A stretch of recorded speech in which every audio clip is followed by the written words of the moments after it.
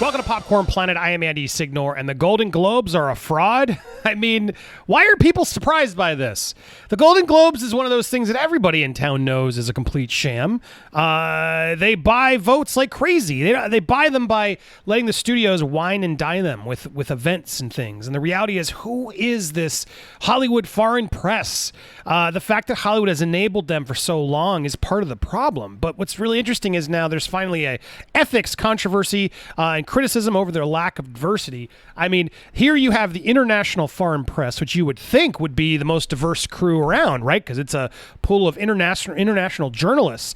But the reality is, the Hollywood foreign press, if you didn't know, the Golden Globes, it's literally 87 international journalists. It's this like in club that no one can really get into, that they really don't allow anyone into because they've managed to pull off this scam for years in Hollywood. It's a publicized award show produced, I think, by, was it Dick Clark or one of those entities produces this group. They took the Hollywood foreign press as sort of seeming like they have this legitimate award show, and they put it out, and then the studios vie for the attention because then they can say Golden Globe winning. It's always sort of a thing that's happened, but in the scope of the way entertainment is right now, if we're losing movie theaters, I think we should lose the Golden Globes as well. It's not necessary. It's always been a useless, unimportant, meaningless award. I don't understand why we have it. Now, the Oscars I could argue for. Okay, the Oscars are the Academy. You win one, you join the Academy. It's a bunch of film peers and experts, and they have been trying to diversify that crew too, so it's just really get a swath of everybody in the industry.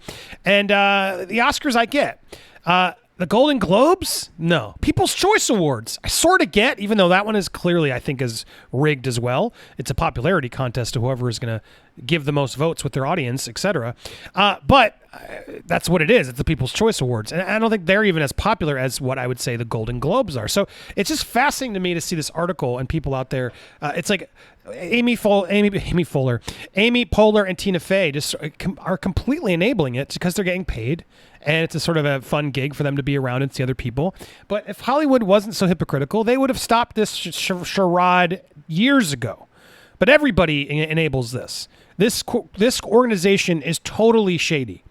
Now, one could argue it's not shady, Andy. And it's interesting because as they did this expose that the Los Angeles put out there about questionable credentials, meaning they're not even like real journalists apparently, and how bigly they're reported, they're courted by studios and offered things. The nonprofit organization has been accused of ethical lapse, with members reportedly flown to Paris in support of Netflix comedy Emily in Paris, which received 2 nominations. Look, journalists are often sent out to things to cover it. Like I got to go to New Zealand to report on War of the Planet of the Apes, and I got to go to London to talk about that as well, like to do the junket there as well as what they were doing. The studios will send out journalists all the time to try and get them to talk positively about the film. Now, they're not ever asking you to review the film and give it a positive remark because they gave that to you. Does it seep in and sometimes make a filmmaker, make a person who's there want to please the studio? Absolutely. You know, as long as you're not a jerk about it, if the movie's really bad, what can the studio really do? Nothing. But if you're constantly crapping on them, they're just not going to invite you back if they don't like working with you. If you're fair, you can get away with it. You can bounce. But I will say, I did notice sometimes I would just be a little nicer on a movie just because I was like, well, you know what? I didn't love the movie, but I didn't hate the movie. And the studio was really nice. Back in my days, of course I did that sometimes. You know, sometimes it's if you have nothing nice to say, don't say anything at all. Nowadays, I don't get any of those perks, so I say what it is. But back then, I wanted to sort of keep that going. So it makes sense to me as someone who's been there, as an insider. Yeah, of course some of those people are going to sort of do it. So I understand when it's like a journalist there reporting and sort of doing stuff about the movie. You're talking to the talent. They want to give you a good experience and tell you about the film and maybe send you to a locale about the film and make you see behind the scenes so you get more excited about the movie. I get that. I don't think they need to eliminate that. But for a award ceremony, to be sending out these journalists, to flying them out to Paris because of Emily in Paris, which, what? That's just, is that really an award-worthy show? That's insane. Apparently, yeah, and so they were allegedly paid $2 million between 2019 and 2020, so total shady stuff going on. But what's interesting is they talk about the diversity and how fact that there's isn't a single black member, which is insane. They've been able to get away. Excuse me. That's insane. They've been able to get away with that for so long, and Hollywood allowed them to. It just shows you how terrible Hollywood is. They're only woke when they need to be woke and what they need to do. Hollywood is such a hypocrisy. Whoever's making money is all they care about. They don't care about the good. They don't care about doing right. They don't care about diversity. They care because they're being forced to right now. That's really what's happening. They don't care, and so they've noticed for years that there wasn't a single black member, and yet they took the nominations. They paid in the foreign press to get those award noms, and it's such a sham. Guys, Golden Globes are a sham. And so anyway, they talk about all this stuff about how they don't ever, the diverse nominations are never diverse. But it's interesting because here's what the Hollywood Foreign Press said. Here's how they're trying to get out of this. We understand that we need to bring in black members, as well as members from other underrepresented backgrounds. And we will immediately work to implement an action plan to achieve these goals as soon as possible. Now, I'm fascinated to see how they're going to do that because they've had 87 members forever. How are you going to bring in black members and Asian members and ensure they're going to keep the ruse going, right? How do you ensure you bring in the diversity without giving up the con? Because once you bring in the outsiders, no matter who they are, they're going to start being like, well, all right, I'm in. Hey, you're not doing this right. Hey, what about this? So I'm sure that they're in for a reckoning that's happening. Hollywood Foreign Press is on its way out unless they, I don't know, they're gonna vet who they bring in. All right, black person. Now here's how it works. Now, are you cool playing along and letting this go and just being our token black member? Cool. All right, we're good. Like that's literally, I feel like what they're gonna have to do to get away with this to keep going what they're doing, and the studios are gonna have to enable it.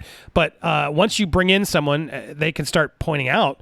Yeah, this is a shady thing. They're totally being bought off where we totally give awards to things that we don't want, that actually aren't deserved. And then, or you have people in that you can't control. And therefore, Emily in Paris doesn't send them to Paris anymore because they didn't give them the nomination. So much wrongness that's been going on. So apparently there was a lawsuit that was filed against them by Norwegian journalists who was denied membership and accused them of a culture of corruption, with members accepting thousands of dollars in emoluments.